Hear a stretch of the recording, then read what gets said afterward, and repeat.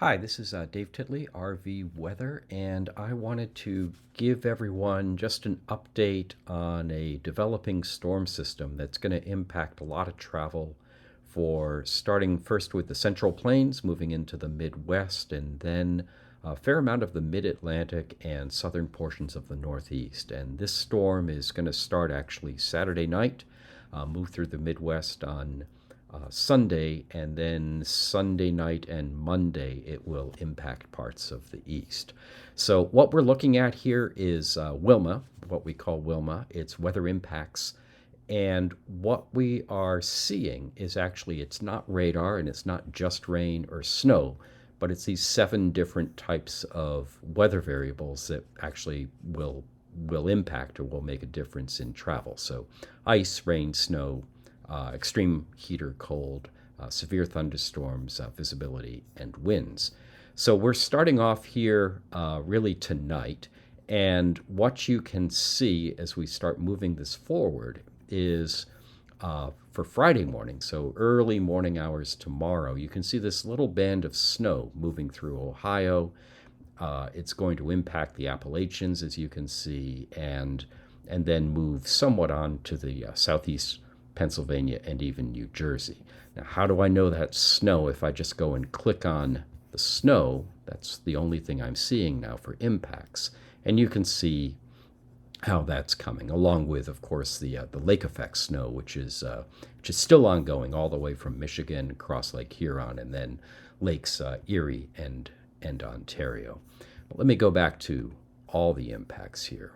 The real impact here we're seeing for the medium range forecast is watch what starts developing here on Saturday evening, first over Kansas and southern Nebraska, and then moving across Missouri. Really, think about I-70, I-64 as the boundary. Anything to the north of that, starting on Saturday night and Sunday, you see these high impact colors, levels 4 and 5. This is actually freezing rain. Could be a fairly significant ice storm for the lower Ohio Valley.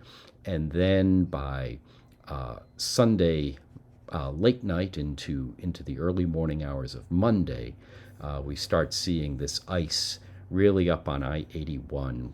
Think Roanoke to Staunton, sort of mid-central Virginia there, western Virginia.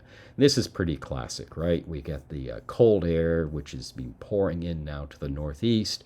It hangs in. You get a storm coming up from the west. It's bringing in Gulf air, which is warmer and more moist, but that then comes up and over the cold air, and that's producing this freezing rain.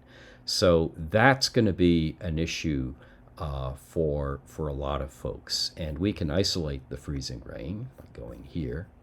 And again, you can kind of see how it develops Saturday night right along the I-70 corridor, and then I would say I-64, southern Ohio Valley, then moving into central Virginia on early morning hours of Monday. So that's part of the issue. The other part is going to be actual snow, and it could be one of the first significant snowstorms we've seen, not inside the Rockies or the Great Lakes snow belts or up in the Northeast.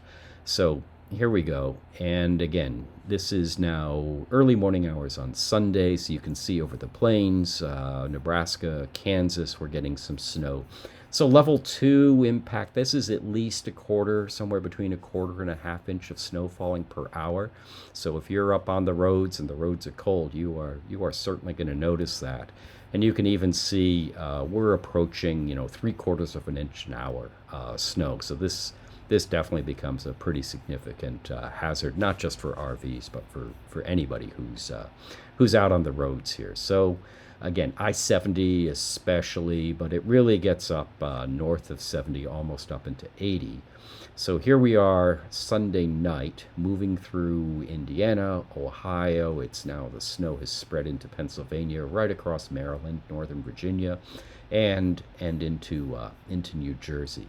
Pretty much anyone from New York and New England, this is not your snowstorm, but it's really going to be a Virginia, West Virginia, Ohio, Indiana, Pennsylvania, New Jersey kind of storm here.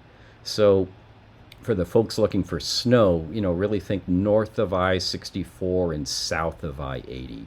And really, if I had to target something, Pennsylvania Turnpike or I-70 in Maryland, those are probably the areas that are going to see the greatest accumulations, and there will be significant impacts. People may remember 3 years ago, early January, we had a relatively small snowstorm come across I 95 in Virginia. Virginia, frankly, did not cover themselves in glory with that. People were stranded on I 95 between Richmond and Washington, D.C. for 24 hours. Hopefully, the state has learned some basic rudimentary snow clearing operations in the last 3 years, but we will see. I would be very careful, frankly, being out on the roads in Virginia, especially West Virginia. Anybody that doesn't really regularly deal with snow removal, this is one of those storms. Even though it's well predicted and everybody knows that this is coming, it can still make a real mess here. So that's pretty much what we have. There's some winds with this, but not huge winds. You'll see some winds really up in the Appalachians, southern Appalachians, and you can see up into West Virginia, Southwest Virginia. There are some winds, but this isn't a huge wind maker. It's really the ice, rain, and snow. So I'll just put everything back all together here. And again, we can watch this through Sunday and then into the early morning hours and then Monday morning.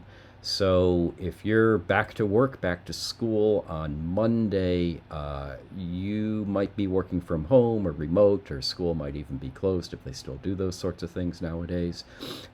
If you're a snowbird and you're trying to get from you've had the holidays and you're trying to get from New York and you want to get down to Florida or somewhere in the Gulf Coast or Texas, you either need to leave early, and by early I mean get south of I-64 by Sunday morning, or wait for this to leave. But I will tell you, it is going to get colder and colder as the week goes on here. So you need to be prepared for either driving your RV or towing your RV in some cold conditions.